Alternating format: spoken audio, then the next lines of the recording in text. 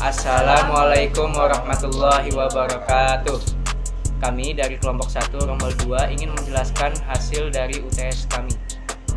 Saya akan menjelaskan tujuan dari setiap elemen pada script kasus pertama. Yang pertama adalah pagar input IOStream. Ini adalah preprocessor direktif yang menyertakan file header IOStream ke dalam program. Header ini berisi definisi fungsi-fungsi yang digunakan untuk input/output dalam C++. Yang kedua, using namespace std. Mendeklarasikan penggunaan namespace std yang merupakan namespace standar dalam C++. Ini memungkinkan kita untuk menggunakan objek dan fungsi yang didefinisikan dalam namespace std tanpa menambahkan std.2 dua kali sebelumnya. Yang ketiga, in main kurung kurawal. Ini adalah fungsi utama dari program C++. Program dimulai dan berakhir di sini. Semua pernyataan program ditempatkan di dalam kurung kurawal. Keempat, in nominal.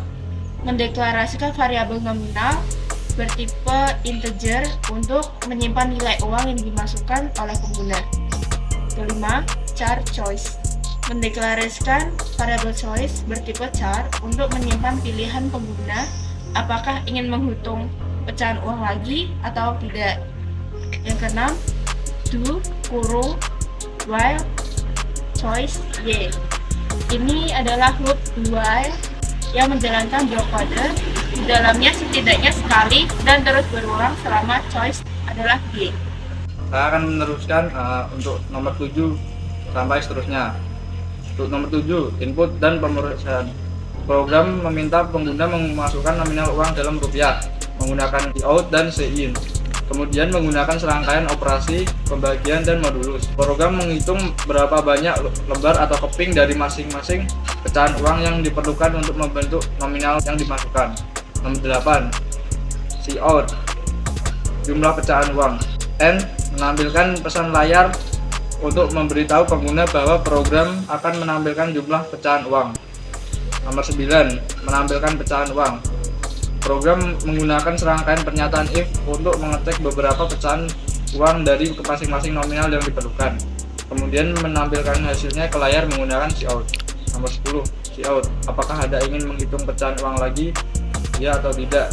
Menanyakan kepada pengguna apakah mereka ingin menghitung pecahan uang lagi atau tidak. Nomor 11, cin choice, mengambil input dari pengguna untuk menentukan apakah program harus dijalankan lagi atau tidak. Nomor 12, return 0, mengakhiri program dan mengembalikan nilai 0 ke sistem operasi, menandakan bahwa program telah berjalan dengan sukses. Di sini saya akan menjelaskan script dari kasus 2. Yang pertama ada hashtag include IOStream dan hashtag include string.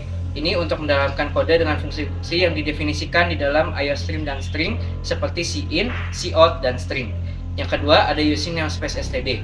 Ini untuk menggunakan namespace std sehingga tidak perlu menyebutkan std.2.2 setiap kali menggunakan fungsi atau objek standar C++ seperti cin, cout, dan string.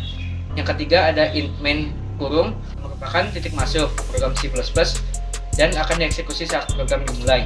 Yang keempat ada integer num_sales untuk mendeklarasikan variabel num_sales untuk menyimpan jumlah sales yang akan dihitung insentif dan bonusnya. Yang kelima ada cout, masukkan jumlah sales yang akan dihitung insentif dan bonusnya. Ini untuk mendapatkan pesan untuk meminta input dari pengguna. Yang keenam ada cin num_sales. Ini untuk membaca input dari pengguna dan menyimpannya ke dalam variabel num_sales. Yang ketujuh ada for kurung int i sama dengan 0 i num_sales plus i. Ini untuk memulai loop for yang akan diulang sebanyak 6_sales kali.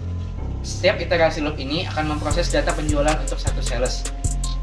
Yang ke-8 ada string name_sales.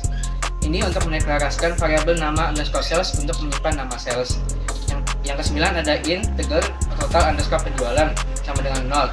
Ini untuk mendeklarasikan variabel total_penjualan untuk menghitung total penjualan sales selama 1 tahun. Yang ke-10 ada int total_bulan_mencapai_target sama dengan 0. Nah, ini untuk mendeklarasikan variabel total _bulan_mencapai_target untuk menghitung jumlah bulan di mana penjualan sales mencapai target yaitu lebih dari 5.000. Yang ke-11 ada si out nama sales. I+1. Ini untuk menampilkan pesan untuk meminta input nama sales. Yang ke-12 ada si in nama sales. Ini untuk membaca input nama sales dari pengguna.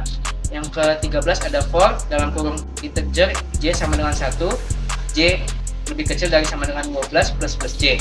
Ini untuk memulai loop for dalam 1 tahun atau 12 bulan untuk memproses penjualan bulanan.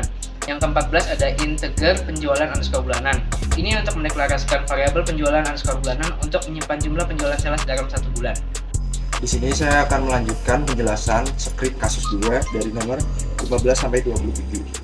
Yang 15, cout jumlah penjualan bulan J. Tujuannya menampilkan pesan untuk meminta input jumlah penjualan bulan itu. Yang ke-16, in penjualan underscore bulanan.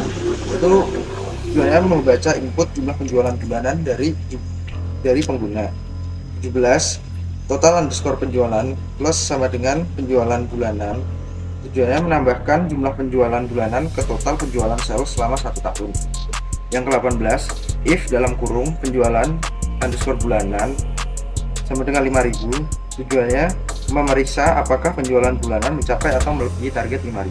Jika iya, menambahkan 1 ke total underscore bulan underscore mencapai underscore target. 19, integer insentif sama dengan total underscore penjualan 500. Itu untuk menghitung insentif berdasarkan total penjualan sales 500 per penjualan. Yang ke-20, integer bonus sama dengan 0. Tujuannya mendeklarasikan variabel bonus dan menginisialisasinya dengan nilai awal 0. Ke-21, if dalam kurung total underscore bulan underscore mencapai underscore target sama dengan 12. Itu untuk memeriksa apakah sales mencapai target selama 12 bulan. Jika iya, memberikan bonus sejumlah 10 juta. 22, else if dalam kurung total underscore bulan underscore mencapai underscore target kurang dari 9 dan total underscore bulan underscore mencapai underscore target kurang dari sama dengan 11. Itu untuk memeriksa apakah sales mencapai target selama 9 hingga 11 bulan. Jika iya, memberikan bonus sejumlah 7,5 juta. 23, else if dalam kurung total underscore bulan underscore mencapai underscore target lebih dari sama dengan 6 dan total underscore bulan underscore mencapai underscore target kurang dari sama dengan 8. Itu untuk memeriksa apakah sales mencapai target selama 6 hingga 8 bulan. Jika iya, memberikan bonus sejumlah 3 juta. 24, cout sales I+1 dalam kurung nama underscore sales melakukan penjualan selama 1 tahun sebanyak total underscore penjualan dengan kriteria memenuhi target total underscore bulan underscore mencapai underscore target bulan. Itu untuk menampilkan laporan hasil penjualan sales termasuk nama sales, total penjualan selama 1 tahun dan jumlah bulan di mana sales mencapai target. 25, cout total insentif. Itu untuk menampilkan total insentif yang diterima oleh sales berdasarkan penjualan selama 1 tahun. 26, cout total bonus.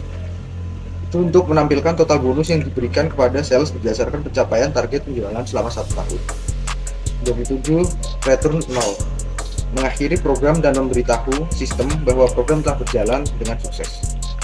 Sekian dari kelompok kami, kurang lebihnya mohon maaf. Wassalamualaikum warahmatullahi wabarakatuh.